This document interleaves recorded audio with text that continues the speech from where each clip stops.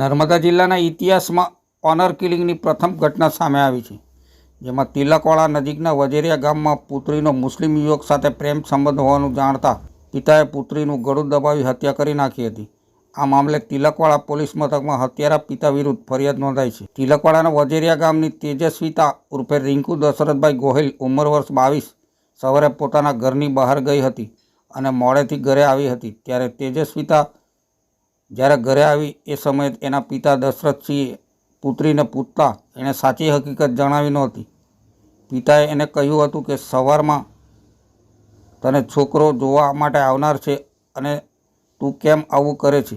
ત્યારે એણે કહ્યું કે તમે મારા ગમે ત્યાં લગ્ન કરાવશો પણ હું ત્યાં રહેવાની નથી, હું સલીમ સાથે જ લગ્ન કરવાની છું તેવું જણાવતા પિતા દશરથસિંહને પોતાની પુત્રીનું ગળું દબાવ્યું હતું. એ દરમિયાન માતા દક્ષાબેન છોડાઓ વચ્ચે પડવા છતાં પિતાએ પુત્રીનું ગળું છોડ્યું ન હતું અને અંતે પુત્રીનું મોત નીપજ્યું હતું. પોલીસે પુત્રીની હત્યાના ગુનામાં પિતા દશરથસિંહ વિરુદ્ધ ફરિયાદ નોંધી કાર્યવાહી હાથ ધરી છે.